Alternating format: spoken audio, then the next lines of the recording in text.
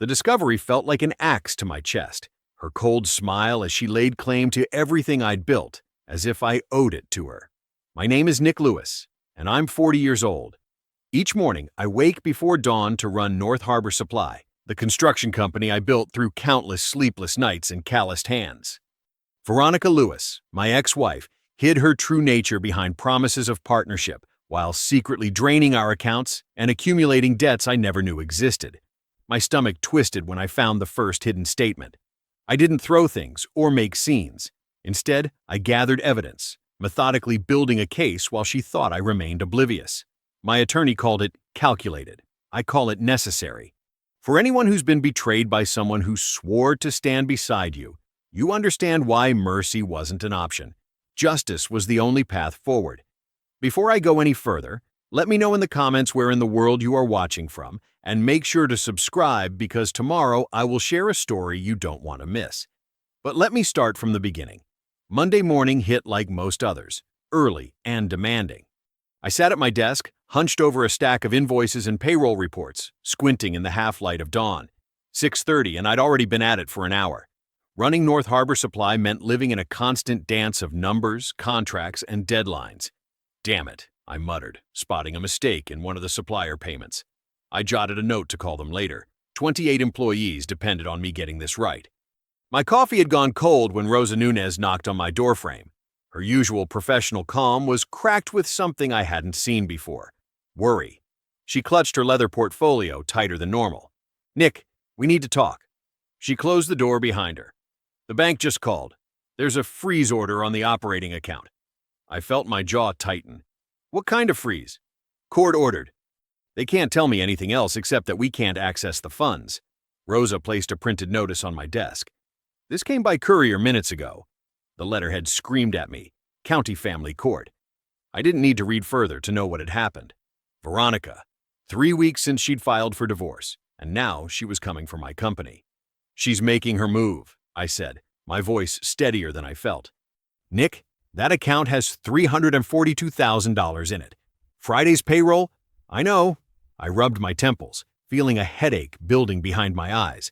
"Get Timothy in the conference room. We need to plan." While Rosa made the call, I stared out the window at the sprawling warehouse and lot. Forklifts moving pallets, trucks being loaded, my people hustling in the morning light. 15 years of 7-day weeks and risk-taking had built this. Veronica had watched me struggle through the lean years, seen me skip paychecks to keep employees paid. Now she wanted half. I remembered when she'd called herself my partner in all things. What a joke that turned out to be. 20 minutes later, I walked into the conference room where Rosa and Timothy waited. Timothy Reyes, my warehouse manager, wore the same work shirt he'd had on since 5 a.m., sleeves rolled up over strong forearms. He'd been with me almost from the beginning. "What's the damage, boss?" Timothy asked as I closed the door. I laid it out plainly. Veronica's attorney filed for an emergency freeze on our accounts pending preservation of marital assets. They want to lock everything down until the judge decides if she gets half the company. "Can she even do that?" Timothy's voice rose. "This isn't her business. Her attorney Sloan is pulling every trick. He's filed for half the company and lifetime support." I shook my head. "The freeze is temporary, but it could last weeks." Rosa opened her laptop. "I've been running numbers since the notice came in. We have the secondary account for emergencies, but it only has $87,000. That won't cover payroll and keep the trucks running." I thought of the fleet outside, the orders waiting to be delivered, the contracts we'd fought to win. If trucks stopped moving, we're finished. The silence hung heavy until Timothy cleared his throat. "I've got savings, about $30,000. It's yours until this gets sorted." I stared at him, caught off guard by the offer. "Timothy, I can't." "You can and you will." He crossed his arms. "You paid my wife's medical bills when insurance wouldn't. This company is family to me. I'm not watching it go down." That lump in my throat wasn't something I was used to. "We'll draw up a proper loan agreement. With interest. Whatever you need to feel better about it," he said with a half smile. Rosa tapped her pen on the table. "This buys us time, but we need to fight the freeze order immediately. When's the hearing?" "Tomorrow morning." Judge Khan's courtroom. I reached into my briefcase and pulled out a folder I'd been building for weeks. "Veronica doesn't know what's coming." "The post-nup?" Rosa asked. I nodded. 2 years ago, I'd discovered Veronica's gambling debt. $120,000 she'd hidden from me. I'd bailed her out on one condition. We signed a post-nuptial agreement stating clearly that North Harbor Supply was my separate property. We'd filmed the signing from two angles, had it notarized, made it ironclad. She thinks I forgot about it. My fingers tightened on the folder. Tomorrow morning, Judge Kahn is going to hear her demands, and then I'm going to remind my wife exactly what she agreed to. The next morning, I parked my truck in the county courthouse lot 2 hours early. The sky was a dull gray, promising rain later. Seemed fitting for what was about to happen. Rosa met me at the steps, already waiting with a leather portfolio tucked under her arm. She'd dressed professionally in a dark blue suit, her hair pulled back tight. I'd gone with my best button-down and the only tie I owned. "Morning," she said, handing me a coffee. "You sleep at all?" "Not much." I took a sip, grateful for the caffeine. "Thanks for being here. This is my fight too, Nick. Nobody messes with my client's books." We walked through security and found Courtroom C on the second floor. The hallway was already bustling with people, other divorces, other fights, other lives coming apart at the seams. I hadn't wanted mine to be one of them, but here we were. "They're not here yet," Rosa noted, checking her watch. Veronica always liked to make an entrance. We settled into seats near the front. Rosa arranged her documents in precise order while I stared at the empty judge's bench, remembering how Veronica and I had stood before a different judge 10 years ago.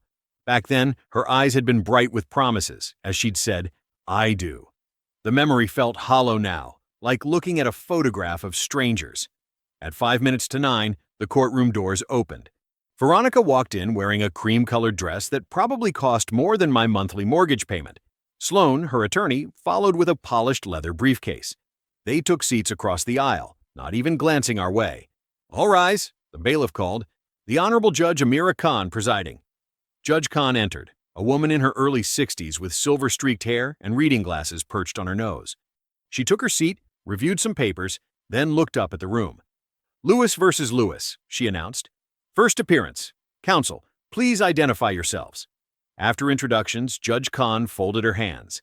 "Mr. Sloan, as petitioner's counsel, you may begin." Sloan rose smoothly, buttoning his expensive suit. "Your Honor, my client, Veronica Lewis, has been married to Nicholas Lewis for 10 years. During this decade, she has contributed equally to the success of North Harbor Supply, a company now valued at approximately $5 million. I gripped the edge of the table. Equal contribution? She'd never set foot in the warehouse. Mrs. Lewis managed the household, freeing Mr. Lewis to build the business. Under California law, the company is clearly a marital asset subject to equitable division. Additionally, Mrs. Lewis has become accustomed to a certain lifestyle that should be maintained through appropriate spousal support. Judge Khan nodded. "Mrs. Lewis, would you like to add anything?" Veronica leaned forward, her voice dripping with practiced emotion. "Your Honor, I gave Nick 10 years of my life. I supported him while he worked 18-hour days. I kept our home running while he was obsessed with the company." She paused, her eyes darting to me for the first time. He ignored me for years while he built his precious business. And now that I've asked for what's fair, what I helped create, he wants to leave me with nothing. The smirk that crossed her face made my blood boil. I'd seen that look before, when she thought she had me cornered. Judge Khan turned to me. "Mr. Lewis, your response?" I stood, keeping my voice level. "Your Honor, what my wife hasn't mentioned is our division of responsibilities. Veronica managed our household spending and credit cards. I managed the company. I carried that business on my back for 15 years, before, during, and after our marriage. You wouldn't have had time for your precious company if I hadn't been handling everything else," Veronica cut in. "Like handling our joint savings into oblivion?" I shot back. "Enough," Judge Khan warned. "Continue, Mr. Lewis." I took a deep breath and reached for the folder beside me. "Your Honor, 2 years ago, my wife and I signed a post-nuptial agreement that directly addresses the ownership of North Harbor Supply." Without looking at Veronica, I slid the folder across the table toward Sloan. "This contains not only that agreement, but evidence of hidden accounts, gambling debts, and financial misconduct that necessitated the post-nup in the first place." Sloan snatched the folder, flipping it open. His confident expression faltered as he scanned the first few pages. Judge Khan extended her hand. "I'd like to see those documents, please." As she reviewed the contents, her face tightened. Page after page of bank statements, transfer records, and finally, the post-nuptial agreement with both our signatures, clearly notarized. "This is a forgery," Veronica hissed, her composure cracking. "I never signed this." "Mrs. Nunez," Judge Kahn said, "you're listed as the witness on this document?" Rosa stood. "Yes, Your Honor. I witnessed the signing 2 years ago after Mrs. Lewis accumulated significant gambling debts that Mr. Lewis paid off. The agreement was recorded on video from 2 angles, with timestamps and notary confirmation. I have the footage available." "She's lying," Veronica's voice rose. "They're working together to cheat me." Judge Kahn held up her hand. "Mrs. Lewis, control yourself." She turned to Sloan. "Counselor, were you aware of this agreement?" Sloan looked stunned. "No, Your Honor. My client never mentioned it." The room fell silent as Judge Kahn continued reviewing the documents. I could see Veronica's fingers gripping the edge of the table, knuckles white. Finally, Judge Kahn looked up. "Based on my preliminary review, this appears to be a valid post-nuptial agreement. Until proven otherwise, the court will consider it in effect. Mr. Sloan, you'll have opportunity to challenge its validity at a later hearing." Veronica whispered something urgently to Sloan, who straightened his tie and stood. "Your Honor, in light of these developments, we request an emergency motion to freeze all business accounts associated with North Harbor Supply until this matter is fully resolved." I drove home that evening with my knuckles white on the steering wheel. The motion to freeze assets was the gut punch I should have seen coming. Court had adjourned with Judge Kahn agreeing to a temporary freeze pending a full review of the post-nup and evidence.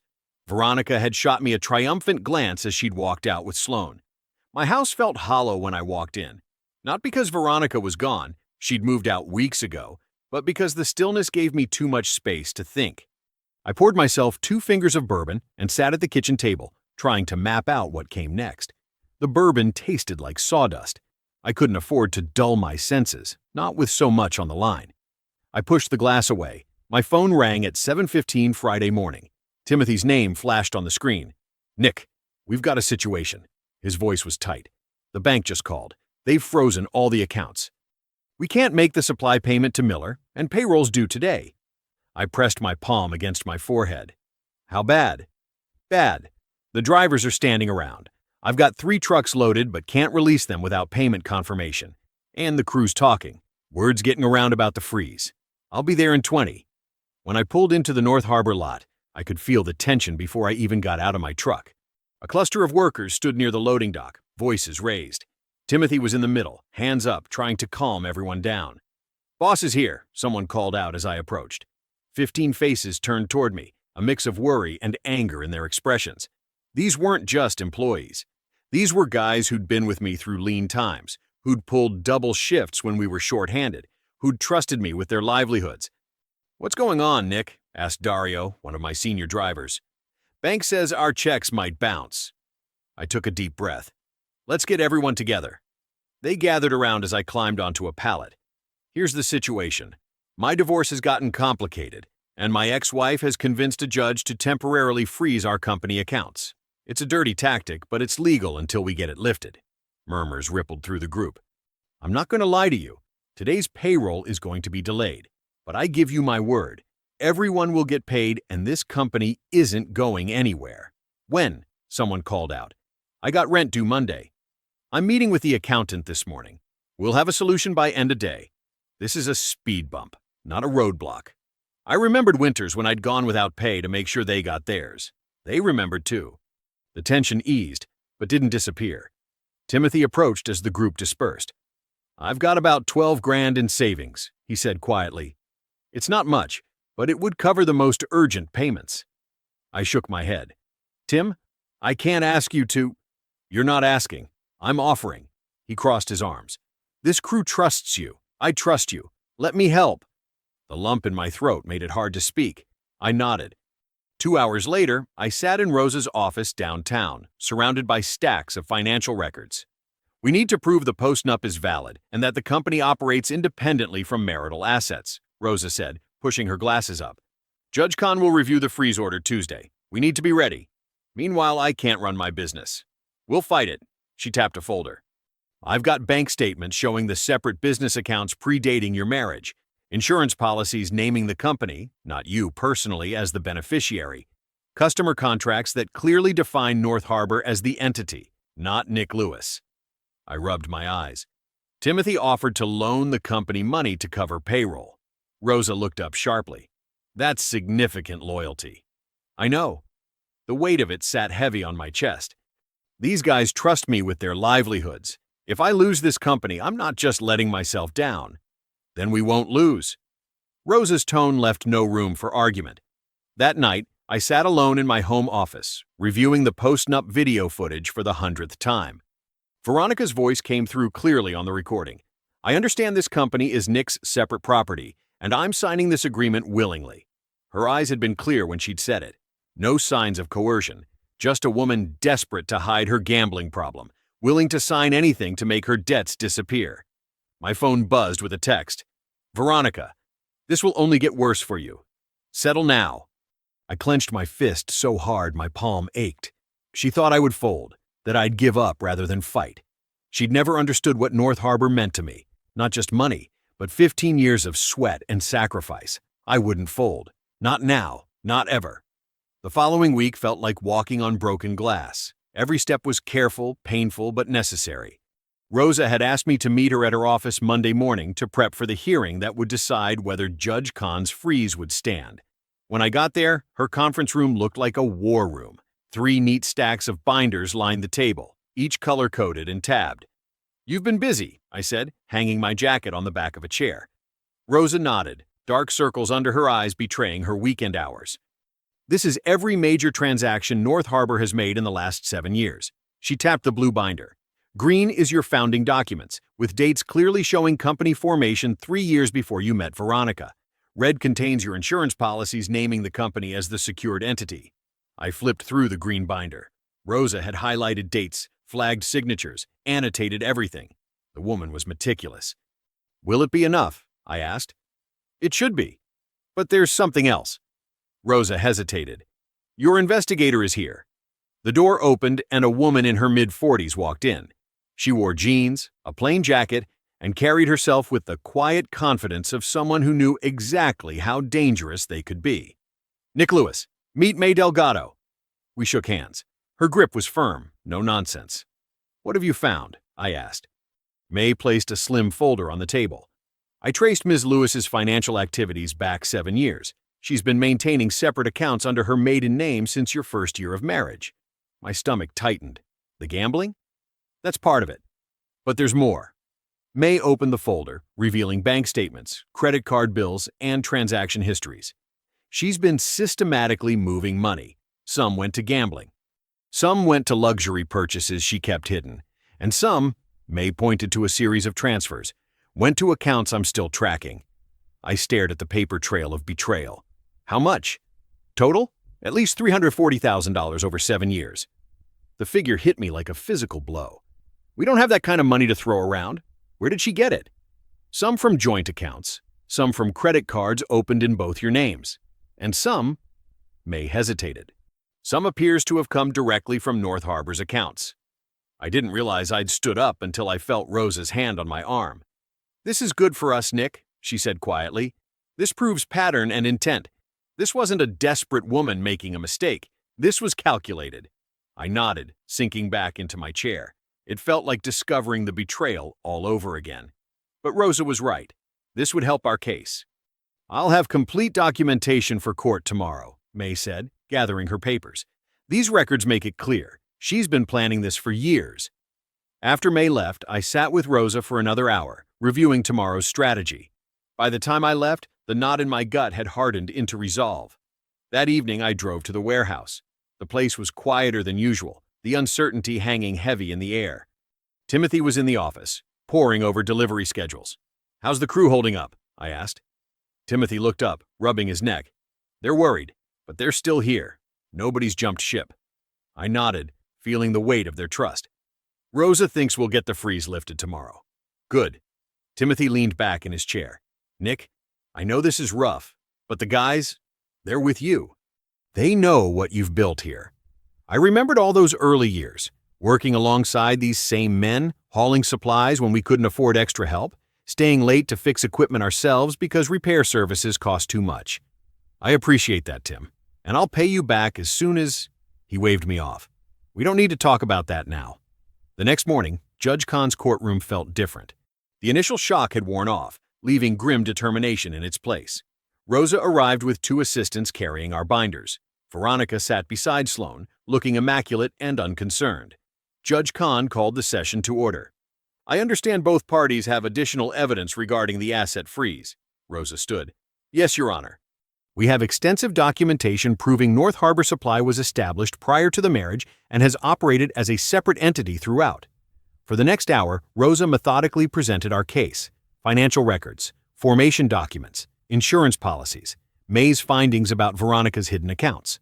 Sloan objected repeatedly, but each time Rosa countered with another document, another record.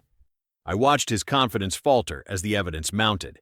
When May testified about Veronica's financial activities, I saw Veronica's expression tighten. She whispered urgently to Sloan, who looked increasingly uncomfortable. Judge Kahn reviewed the final documents, then set them aside. "I've heard enough. The emergency freeze on North Harbor Supply's accounts is hereby modified. Mr. Lewis may access operating funds for regular business activities, including payroll and supplier payments." Relief washed through me like a physical wave. I could keep the company running. We could make payroll. "However," Judge Kahn continued, "major asset sales or transfers remain restricted until final resolution of these proceedings." It wasn't a complete victory, but it was enough, for now. That night, I was reviewing delivery schedules when my doorbell rang. A courier stood on my porch with a sealed envelope. "Nicholas Lewis?" he asked, holding out an electronic signature pad. I signed and took the envelope. The return address was Sloan's office. Inside was a single page: notice of new evidence filed for our hearing in 3 days. An audio recording allegedly capturing me discussing plans to hide money offshore and, in Sloan's words, deliberately depriving Mrs. Lewis of her rightful share of marital assets. I stared at the paper, blood pounding in my ears. I had never said any such thing. 3 days later, I sat in Rosa's office, watching her face as she played the audio file. The voice, supposedly mine, sounded strangely hollow, with odd cadences that weren't quite right. "I'm gonna bleed her dry," the recording said. "She'll never see a penny. I've got accounts set up overseas where she can't touch them." Rosa frowned, pausing the playback. "Listen to that. The tone shifts between sentences. There's no natural flow." I nodded, my stomach nodding. "It's spliced together. I never said any of this." "I know that." Rosa leaned forward, replaying a section. "But to someone who doesn't know your speech patterns, it could sound authentic enough to create doubt." That was exactly what worried me. Judge Kahn had been fair so far, but this recording threw a grenade into our case. Doctored or not, it sounded like me plotting to hide assets, the cardinal sin in divorce proceedings. "We need to get ahead of this," I said. "Can we prove it's fake?" Rosa nodded. "We'll need an audio forensics expert. I know someone who might help on short notice." I checked my watch. 2 hours until we were due in court. 2 hours to prepare a defense against words I never spoke. "Make the call," I told her. An hour and a half later, we walked into the courthouse with nothing but a hunch and a promise from an expert who couldn't be there until tomorrow. Not exactly a strong position. The courtroom felt colder than before. Veronica sat beside Sloan, wearing a cream-colored blouse that made her look innocent and wronged. The act made my blood boil. Judge Kahn called the session to order. "I understand the respondent has submitted new evidence." Sloan rose, confident as a cat with a canary. "Yes, Your Honor. An audio recording that directly contradicts Mr. Lewis's claims about his financial activities." He handed a USB drive to the bailiff. As the recording played through the courtroom speakers, I watched Judge Kahn's face. Her expression remained neutral, giving nothing away. When it finished, Sloan turned toward me. "As you can hear, Mr. Lewis clearly intended to hide marital assets overseas to deprive Mrs. Lewis of her fair share. This recording was made 3 months ago, well after divorce proceedings were contemplated." I stood immediately. "Your Honor, that recording is fabricated. Those are not my words. They've been cut and pasted together to create statements I never made." Judge Kahn looked at me steadily. "That's a serious allegation, Mr. Lewis." "It's the truth. I can provide an audio forensics expert to analyze the recording, but they couldn't be here today." Sloan jumped in. "Convenient timing, Your Honor. Meanwhile, this recording raises serious questions about Mr. Lewis's honesty and financial disclosures. We move that the court suspend his company privileges entirely until this matter is resolved. I felt the blood drain from my face. Another total freeze would cripple North Harbor within days. Judge Kahn considered for a long moment. I'm ordering a 1-week recess. Mr. Lewis, you will provide your expert analysis by that time. In the interim, I'm reinstating partial restrictions on North Harbor Supply's accounts. She turned to Sloan. I cannot yet determine the authenticity of this recording, but it raises sufficient concerns to justify caution. Mr. Lewis may continue payroll and essential operations, but no major transfers or decisions until we reconvene. It wasn't as bad as it could have been, but it still felt like being gut-punched. We'd gone from making progress to moving backward. As the court adjourned, Veronica brushed past me in the aisle. "Running out of options," she murmured, just loud enough for me to hear. I walked out of the courthouse feeling hollowed out. The sky was overcast, threatening rain that matched my mood. Rosa touched my arm. "We'll fight this, Nick. We'll get that expert in tomorrow." I nodded, not trusting myself to speak. That night, alone in the house that used to be ours, I played the recording again on my laptop. Each listening made me angrier, hearing my own voice twisted into lies I'd never told. I remembered the weekend trips we'd taken in the early years, the way Veronica had once supported my dreams for North Harbor. When had that changed? When had she started seeing me as nothing but a wallet to be emptied? My phone buzzed around midnight. A text from Veronica. "Sign half the company over and this nightmare ends." I set the phone down, my jaw so tight it ached. I wouldn't surrender. Not to threats, not to lies, not to someone who'd throw away 10 years to get her hands on what I'd built. Not now, not ever. 2 days of simmering rage had been enough. I needed to act. I sat at my kitchen table that Wednesday morning, coffee gone cold beside me, and pulled out my phone. "May? It's Nick Lewis. I need your help with something urgent." "I've been expecting your call." May Delgado's voice was steady, professional. "What's happening?" I explained about the doctored recording and how it threatened everything I'd built. "I need to know where it came from, not just who made it. I already know that. But how to prove it." "I'll need a copy of the file," she said. "The original if possible, not a duplicate.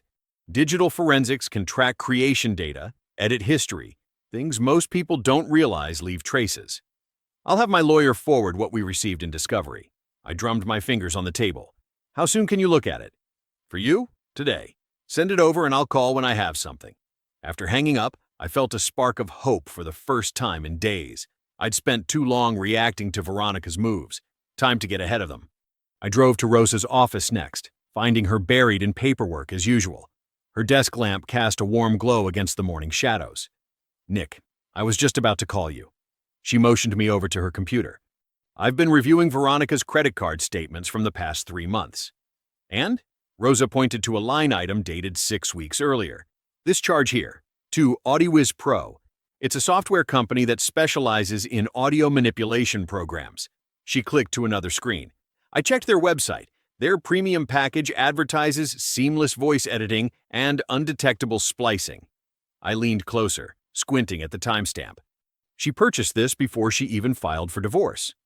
"Exactly." Rosa's expression was grim but satisfied. She was planning this, and she used a joint credit card to do it. I felt that familiar tightness in my chest, not anger this time, but vindication. "Can you print all of this for me? And email copies to May Delgado." That evening I drove to the warehouse. Timothy had texted earlier, saying the crew needed to see me. Needed reassurance? I wasn't abandoning them. The loading bay was quiet when I arrived. Most of the day shift had gone home, but a dozen workers lingered, gathered around Timothy in a loose circle. Their faces turned to me as I approached, worried, questioning. "Boss?" Timothy nodded, his usual greeting. "Thanks for staying late, everyone." I looked around at their faces, men and women who'd helped build North Harbor from nothing. "I know you're hearing rumors. I know you're worried about your jobs." Marco, one of our longest-serving drivers, spoke up. "They saying the company's getting split up, that we might shut down." I shook my head firmly. "Not happening. Yes, I'm fighting a legal battle. Yes, there are temporary restrictions on some accounts, but North Harbor isn't going anywhere." "What about payroll?" someone asked. "Guaranteed," I said. "Timothy and I have made sure of it." Timothy stepped forward. "Nick's fighting for all of us. This isn't just about him." I met their eyes one by one. "This fight isn't over. But I built this company to last, and I won't let anyone tear it down. Not for greed, not for spite, not for anything. You have my word on that. The tension in the room eased. Not completely, but enough. As they filtered out, Timothy clapped my shoulder. They needed that, he said quietly. So did I. The next morning my phone rang just after 7. May Delgado. I've got something, she said without preamble. The audio file has metadata embedded in it. Creation date, edit history, even device information. I sat straighter. And? It was created and edited on a MacBook Pro registered to Veronica Lewis. I can testify to the digital signature. There's no question. I let out a long breath. What about the editing itself? Amateur hour. May sounded almost disappointed. Multiple splice points, inconsistent room tone between segments. Any professional will spot it immediately. I thanked her and immediately called Rosa, who confirmed she'd compiled all the evidence of the software purchase. The receipt, the download confirmation. It's all here, Nick. After hanging up, I leaned back in my office chair, staring at the ceiling. Veronica's arrogance had been her downfall. She'd left a direct trail back to herself, never imagining I'd find it, or that it would matter if I did. Then something else clicked. The post-nuptial agreement. We'd recorded the signing from 2 angles, standard procedure according to my lawyer. I'd been focused on the main camera, but the second angle, I remembered now. It captured Veronica's face clearly as she stated, I sign this willingly, understanding that North Harbor Supply remains Nick's separate property. Her own words, her own face, undoctored and impossible to deny. I leaned back in my chair, the pieces finally falling into place. That's how we end this, I whispered to the empty room. I arrived at the courthouse 30 minutes early, adjusting my tie in the reflection of the elevator doors. My stomach was in knots, but I felt ready. More than ready. Rosa waited for me in the lobby, folders stacked neatly in her arms. May stood beside her, hands in the pockets of her blazer, calm as ever. Timothy had taken the morning off to be here, his first time in a courtroom.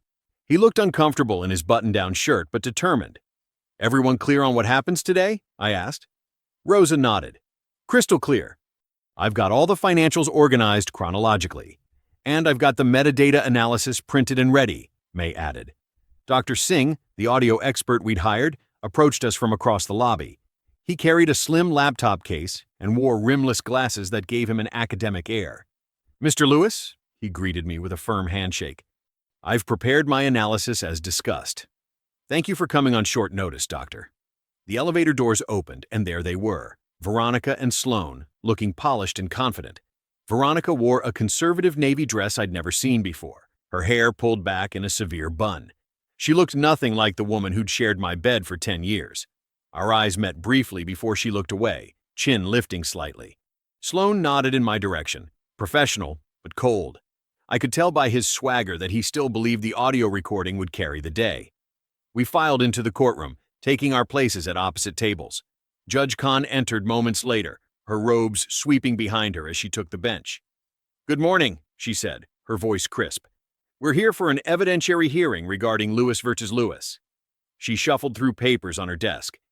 Mr. Sloan, you may begin. Sloan rose with the confident air of a man who believes he holds the winning card. Your Honor, we've submitted evidence proving Mr. Lewis intended to hide assets from the beginning of this divorce proceeding. The audio recording, Judge Khan cut him off. I'm aware of your claims, Mr. Sloan.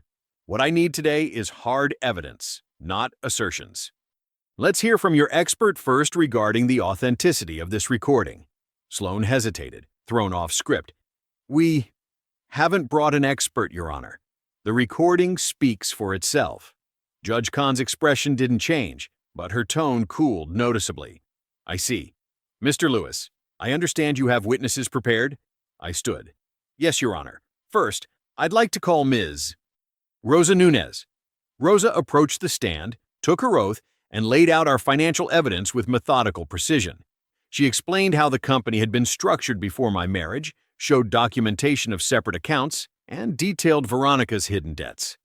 And this credit card statement, Rosa said, handing a document to the clerk, shows a purchase of audio editing software 6 weeks before Mrs. Lewis filed for divorce. Sloan objected, claiming irrelevance, but Judge Khan overruled him. Next came May Delgado, who explained her background in digital forensics before presenting her findings. The metadata embedded in the audio file matches the software Mrs. Lewis purchased, May testified. Furthermore, the file was created and edited on her personal laptop. I watched Veronica's face as May spoke. The confidence was cracking, replaced by a tight-lipped apprehension. Dr. Singh followed, opening his laptop to display waveform analysis of the recording. There are clear splice points here, and here, he indicated, pointing to visual representations of the audio. Words have been removed from their original context and rearranged. This is not a continuous recording, but rather a deliberate manipulation. Judge Khan studied the evidence carefully. Can you determine what the original recording contained? Not precisely, Dr. Singh admitted, but I can state with professional certainty that this recording has been significantly altered. Finally, it was my turn. I stood and approached the bench. Your Honor, there's one more piece of evidence I'd like to present. I nodded to my lawyer, who connected a laptop to the courtroom's display system. This is the second-angle video of our post-nuptial agreement signing, recorded 2 years ago. The video began playing. Veronica appeared on screen, sitting across from a notary. Her posture was relaxed, her expression calm. "Do you understand the terms of this agreement?" the notary asked. Veronica nodded on screen. "I signed this willingly, understanding that North Harbor Supply remains Nick's separate property." The courtroom fell silent. I glanced at Veronica, whose face had flushed deep red. "That's not—" "I was pressured," she blurted out. "He threatened to expose my gambling if I didn't sign." Judge Khan raised an eyebrow. "Mrs. Lewis, you appear quite composed in this video. There's no indication of duress that I can see." I stood then, feeling strangely calm despite everything. "Your Honor, I built my company from nothing. 16-hour days, mortgaging everything I owned, taking risks no one else would. I've never hidden assets. I've never tried to cheat anyone, not my employees, not my vendors, and not my wife." I paused, looking directly at Judge Khan. "What I won't do is stand by while someone uses falsehoods to destroy what I've spent my life building." Judge Khan nodded slowly, her gaze moving between Veronica and me. She shuffled the papers before her, then folded her hands. "I believe I have sufficient evidence to make my ruling," she said. "This court will take a 15-minute recess, after which I will announce my decision." As Judge Khan rose from the bench, the courtroom remained silent, tense with anticipation. The 15 minutes felt like 15 hours. I sat at the table, staring at the wood grain, tracing the patterns with my eyes. Rosa squeezed my shoulder once, then took her seat beside me. Timothy and May waited in the gallery behind us. Across the room, Veronica whispered frantically to Sloan, who kept shaking his head. "Remember when you're a kid and you're waiting for Christmas morning? That mix of excitement and anxiety, where your stomach feels like it's filled with carbonated water? This was like that, but with your entire life hanging in the balance instead of presence." The bailiff's voice cut through my thoughts. "All rise." The Honorable Judge Khan presiding. We stood as Judge Khan entered and took her seat at the bench. Her face gave nothing away as she arranged her papers. "You may be seated," she said, then looked up at the courtroom. "I have reviewed all evidence presented in the matter of Lewis versus Lewis. I will now deliver my ruling." I felt my heart pounding against my ribs. Judge Khan began speaking, her voice carrying that deliberate weight that judges perfect over years on the bench. "First, regarding the post-nuptial agreement executed 2 years ago." She paused, glancing down at the document. "I find this agreement to be valid and enforceable. The video evidence clearly shows Mrs. Lewis signing willingly, with full understanding of the terms. There is no evidence of coercion or duress. The post-nuptial agreement is upheld." I exhaled slowly. First hurdle cleared. Second, regarding the ownership of North Harbor Supply Company. Based on the documentation provided, including incorporation papers predating the marriage and the terms of the post-nuptial agreement, I find that North Harbor Supply is the separate property of Nicholas Lewis. Rosa's hand found mine under the table and squeezed. I squeezed back, still not daring to fully believe what I was hearing. Judge Khan continued, her voice unwavering. "Third, regarding the debts accumulated during the marriage. Evidence shows that Mrs. Lewis concealed significant financial obligations, including gambling debts and luxury purchases, from her spouse. These debts, totaling approximately $180,000, are hereby assigned solely to Veronica Lewis." I watched Veronica's face drain of color. She stared at Judge Khan with disbelief that was rapidly morphing into horror. "Fourth, Regarding the request for spousal support, given Mrs. Lewis's employment history, education level, and the relatively short duration of the marriage, coupled with the financial misconduct evidenced in these proceedings, the request for spousal support is denied outright. Sloan shifted uncomfortably in his seat. His usual swagger had evaporated as Judge Kahn methodically dismantled their case. Finally, Judge Kahn said, her tone sharpening, I must address the matter of the audio recording presented by Mrs. Lewis's counsel. The expert testimony has convinced this court that this evidence was deliberately manipulated to misrepresent Mr. Lewis's statements. This court takes a very dim view of such tactics. She looked directly at Sloan now. Mr. Sloan, your filings in this case have repeatedly omitted required disclosures and have included evidence that appears to have been falsified. This court sanctions you for discovery abuse. Furthermore, I am referring the matter of the doctored audio recording to the district attorney's office for investigation of possible criminal charges. The finality in her voice hit the courtroom like a physical force. Veronica slumped in her chair, pale and defeated. Sloan sat frozen, his legal pad untouched. This court's ruling is final. The bailiff will provide the necessary documents for signatures. Judge Kahn gathered her papers. We are adjourned. The gavel came down with a crack that seemed to break whatever was left of Veronica's composure. She bent forward, elbows on the table, face in her hands. I gripped the edge of the table, suddenly lightheaded as relief flooded through me. It was over. I'd won. North Harbor Supply was safe. As bailiffs moved forward with papers for signatures, Veronica looked up. Her eyes were cold, empty of everything except defeat and hatred. Are you proud of yourself? She whispered, voice barely audible. I locked eyes with her, seeing clearly for the first time the stranger she'd always been. I'm free of you, I replied evenly. That's enough. Sloan gathered his papers without a word, his silence speaking volumes about the collapse of their strategy. I watched him slide documents into his expensive leather briefcase, avoiding eye contact with everyone, especially his client. The bailiff approached with documents requiring my signature. I signed where indicated, each stroke of the pen feeling like another chain breaking away. When I finished, I stood and walked out of the courtroom into the bright afternoon sun. 6 months after the court ruling, I pulled into the North Harbor Supply parking lot just as dawn broke over the horizon. The sky was streaked with orange and pink, casting long shadows across the yard where our fleet sat ready for the day's deliveries. I breathed in the crisp morning air, savoring the calm before the day's rush began. This had become my ritual, arriving before anyone else, coffee in hand, watching the sun rise over everything I'd built and fought to keep. There was something cleansing about these quiet moments, like the world was giving me time to reset before plunging back into business. I unlocked the main entrance and flipped on the lights.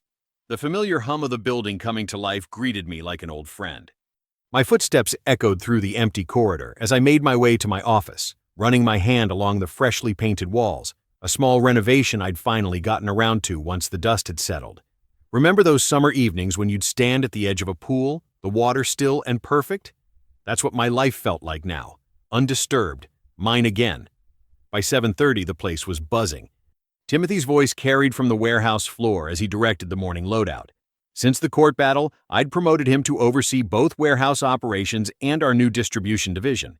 The man had fronted his own savings to keep us afloat during the freeze. That kind of loyalty deserved recognition. "Morning, Nick," Timothy called out as I walked through the warehouse. He was checking manifests while crews loaded the trucks. "We're running at full capacity today. Added 2 new accounts yesterday." I nodded, feeling that quiet pride that comes from watching something you built thrive. "How's the new team working out?" "Solid," he replied. "Best hiring decision we've made in years." Around 9, Rosa arrived with her customary stack of binders. Since the divorce, she'd implemented new accounting protocols that would make Fort Knox envious. Every transaction documented in triplicate regular audits, separate business accounts with tiered access, a financial fortress. "Quarterly projections," she said, sliding a folder across my desk. "We're up 17% from last year." I flipped through the immaculate spreadsheets. "You know, most people would have walked away after getting dragged into court." Rosa smiled, adjusting her glasses. "Most businesses don't survive what yours did." "I'm not leaving a success story." My phone buzzed with a text from May Delgado. Checking in. "All quiet on the Western Front?" I texted back, "All good. Company's thriving." May had completed her job months ago, but she still checked in periodically. Professional courtesy, she called it. I called it having someone in my corner. Around noon, I drove into town for lunch. At the diner on Main Street, I couldn't help but overhear the conversation at the next table. "Saw Veronica Lewis at the drugstore yesterday," one woman whispered. "Living in that apartment complex by the freeway now. Can you imagine? After all that talk about vacations in Europe." Her friend shook her head. "Heard she's drowning in debt. Court sanctions, legal fees. Such a shame." I kept my eyes on my sandwich, neither joining in nor correcting them. Veronica's fall from grace wasn't my victory to celebrate publicly. The courts had done what courts do, delivered consequences. Last I'd heard, she was working part-time at a department store, struggling under the weight of her own schemes. The irony wasn't lost on me. She'd tried to take half of everything I'd built and ended up losing what she already had. Her own name, once spoken with envy around town, now only drew pitying glances and whispered conversations. By evening, I was back at the yard, watching the trucks return. The setting sun painted everything in gold, reminding me of those early days when I'd work until dark, uncertain if this dream would ever take root. Now, standing on the loading dock with a fresh cup of coffee, I watched my fleet, now expanded to 15 trucks, pull in one by one.